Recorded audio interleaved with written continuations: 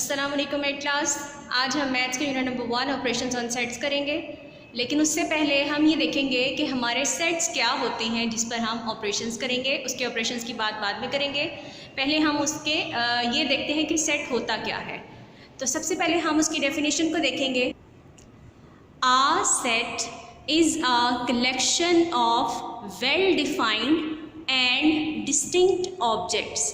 A set is a collection of well defined and distinct object. Set क्या होता है? Collection होता है वेल डिफाइंड और डिस्टिंक्ट ऑब्जेक्ट्स का। वेल डिफाइंड वो जो बहुत क्लियरली पता हो हमें कि ये एलिमेंट्स हैं, और डिस्टिंक्ट मीन्स कि एक नंबर एक से ज़्यादा बार ना आए, वो मुख्तलिफ होना चाहिए। इसके साथ ही मैंने एक एग्जांपल दी है आपको सेट ए की। Set A have the element of 1 2 3। यहाँ पर जो ए जो कैपिटल लेटर में लिखा हुआ है, ये हमेशा याद रखना है कि सेट्स को हम हमेशा कैपिटल लेटर से कैपिटल अल्फ़ाबेट से ही बिलोंग करते हैं, डिनोट करते हैं। तो इसको मैंने आपकी आसानी के लिए ऊपर लिख भी दिया है कि ए जो है that is the name of a set and 1 2 3 are the elements of the set. Next है हमारे पास यहाँ पर some important sets and their notations. पहला सेट है हमारे पास सेट ऑफ नेचुरल नंबर्स। इसको हम कैपिटल N से डिनोट करेंगे, और ये हमारे पास सेट के एलिमेंट हैं। We know that the natural numbers are 1 2 3 and so on. ठीक है स्टूडेंट्स। उसके बाद है next set of integers. Set of integers को हम Z से डिनोट करेंगे, और हमें ये पता है कि सेट ऑफ इंटीगर्स में हमारे पास होल और नेचुरल नंबर्स आते हैं, वो भी पॉजिटिव और नेगेटिव। इसलिए हमने इसको लिखा 0, +-1, +-2, +-3 and so on. It means कि ये चलते ही जाते हैं। उसके बाद नेक्स्ट है हमारे पास set of rational numbers. Rational numbers को हम Q से बिलोंग करते हैं। We know that rational numbers are those numbers which are written in the form of P over Q। P over Q की फॉर्म में जो हमारे नंबर्स लिखे जाते हैं उन्हें हम रेशनल नंबर्स कहते हैं। Such that P and Q are the element of integers। P and Q जो है are the elements of integers and Q is not equals to 0, और जो Q है हमारा वो 0 नहीं होना चाहिए।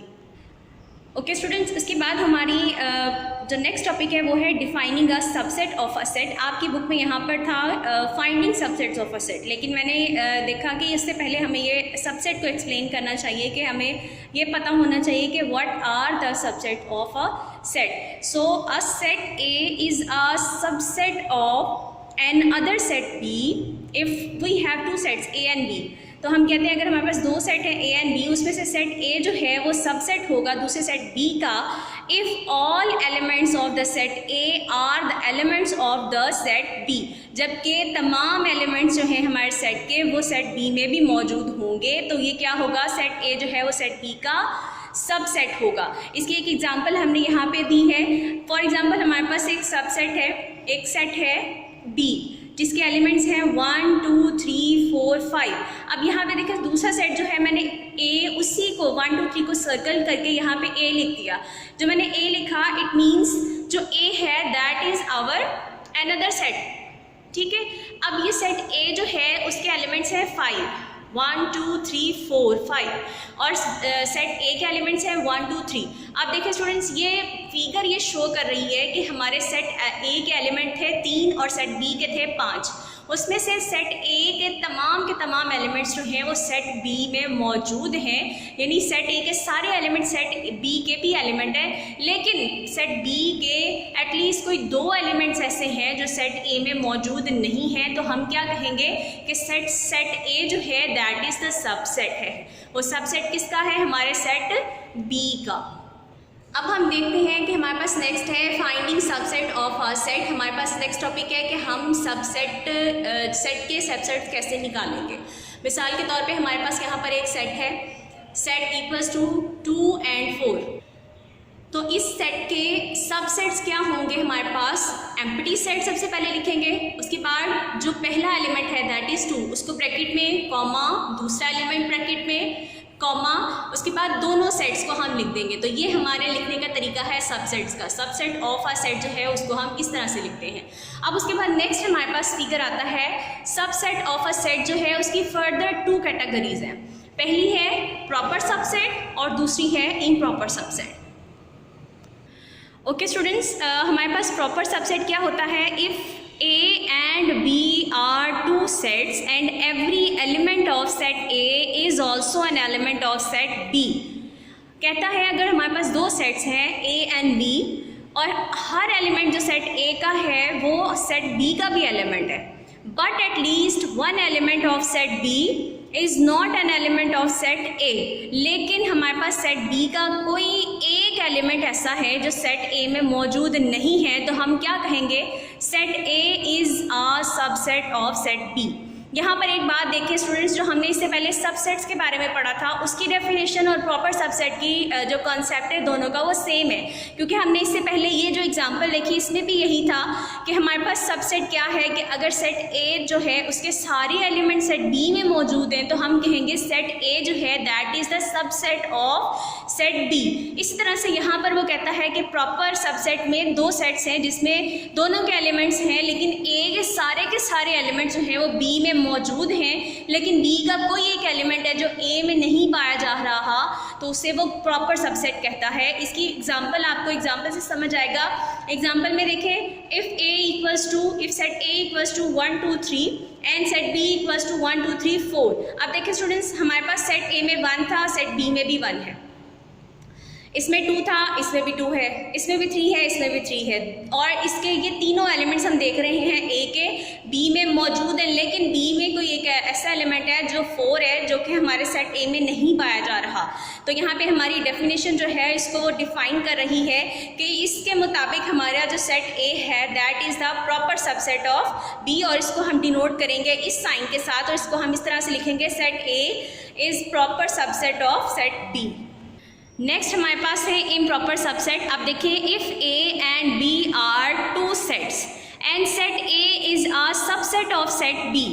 वो कहता है हमारे पास दो सेट्स हैं A और B, और A जो है वो B का सबसेट है. A B का सबसेट का मतलब क्या है कि A के सारे एलिमेंट जो हैं वो B में मौजूद हैं, and set B is also a subset of A, और जो सेट B है वो भी सेट A का सबसेट है. और इसका मतलब क्या है सबसेट होने का, कि B के तमाम एलिमेंट सेट A में मौजूद हैं, तो हम क्या कहेंगे, both sets are called the improper subset of each other.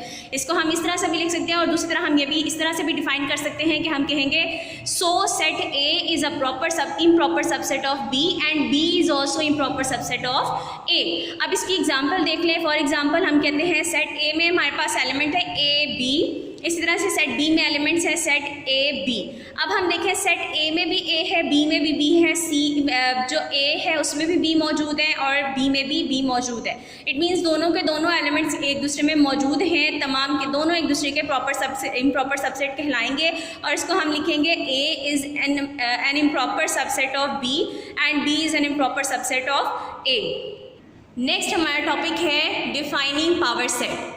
A set consisting of all possible subsets of the given set A is called the power set of A and is denoted by this. इसको हम पढ़ेंगे capital B bracket में A. अब देखें students, यहाँ पे मैंने A लिखा है, तो ज़रूरी नहीं है कि आप जब भी किसी का पावर सेट लिखेंगे तो वहाँ पर A ही मेंशन करेंगे.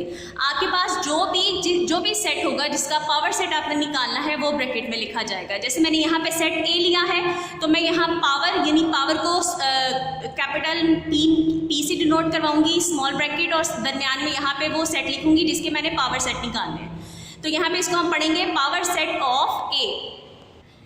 अब देखिए उसने कहा है set consisting of all possible subsets of the given set A. जो भी हमें सेट गिवन होगा उसके जो सबसेट पॉसिबल सबसेट्स होंगे वो हमारे प्रॉपर सबसेट को बिलोंग करेंगे. इसकी अगर हम एग्जांपल देखेंगे तो हमें ज़्यादा अच्छे से क्लियर हो जाएगा. उसने कहा है if set A equals to AB. अगर हमारे पास कोई एक सेट है जिसके दो एलिमेंट्स हैं A और B, तो हम कहते हैं then it's all possible subsets are. उसके पॉसिबल सबसेट्स क्या होंगे, ये हमेशा याद रखेंगे. सबसेट्स लिखने के लिए सबसे पहले एम्प्टी सेट लिखना है, फिर उसके बाद सेट के एलिमेंट्स आएंगे, पहले सेपरेटली लिखेंगे फिर उसकी पेयरिंग करेंगे. ठीक है, ये हमारे पास क्या आ गया, possible subsets of this set. अगर हमने इस प्रॉपर सबसेट को अपने पावर सेट में लिखना है तो हम क्या करेंगे, so power set of A will be, जिसको हम इस तरह से डिनोट करेंगे, हम लिखेंगे ब्रैकेट एम्प्टी सेट और बाकी आगे सारे जो हमारे पास सबसेट्स हमने फाइंड किए थे वही लिखेंगे, लेकिन इसके शुरू और आखिर पर जो है वो हम क्लोज ब्रैकेट्स लगा देंगे, इनको इसको एनक्लोज कर देंगे इन सबसेट्स को ब्रैकेट्स के साथ, करली ब्रैकेट्स के साथ। और इसके अलावा स्टूडेंट्स जो चीज़ आपकी याद रखने वाली है वो ये है, remember that if a set contained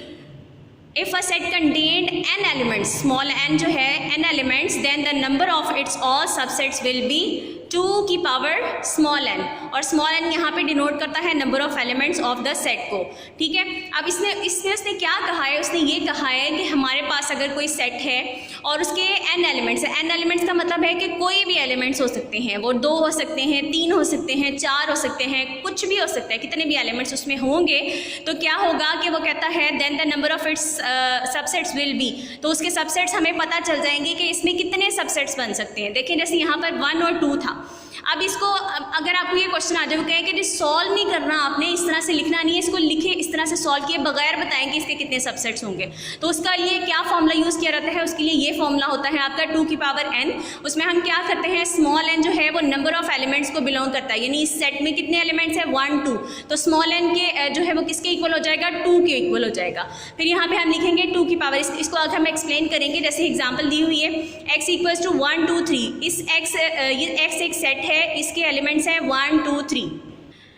तो अगर हम कहें for finding that how many subsets will be in power set of x, power of set x में हमारे पास कितने सबसेट्स होंगे, तो हम क्या करेंगे, इस फॉर्मूले को यूज़ करते हुए 2 की पावर n, जिसमें हमें पता है कि इसमें कितने एलिमेंट्स हैं 1 2 3 3, तो हम कहेंगे हमारा n जो है वो किसके इक्वल है 3 के।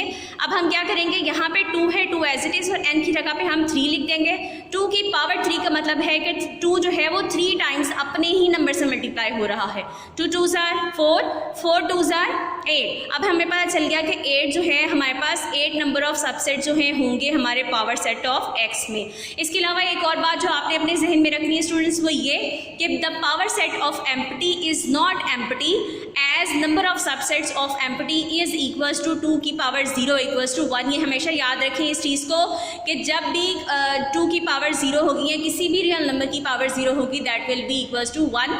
और इसी तरह वो कहता है कि जब हम किसी एम्प्टी सेट का पावर सेट निकालने जाएंगे तो वहाँ पे क्या है, उसको हम इस तरह से लिखेंगे, ब्रैकेट्स में एम्प्टी सेट को लिख देंगे या फिर खाली ब्रैकेट्स यूज़ करेंगे। ठीक है स्टूडेंट्स, और इसके अलावा एक और चीज़ आपने याद रखनी है कि जो एम्प्टी सेट होता है या तो उसको इस साइन से डिनोट करवाया जाता है या फिर सिर्फ खाली ब्रैकेट्स के साथ शो करवाया जाता है। इसको इस तरह से कतई नहीं लिखना आपने कि जिस तरह से यूँ लिखा गया है, ये हमारा एम्प्टी सेट नहीं है। ये एम्प्टी सेट का सिर्फ सबसेट लिखने का तरीका बताया गया है आपको कि इसका पावर सेट आपने लिखना कैसे है। तो अगर आपको आ जाता है कि डिनोट करें अपने एम्प्टी सेट को, तो वो सिर्फ इस साइन से होगा या फिर इसके अलावा वो आपके पास खाली ब्रैकेट्स के साथ होगा।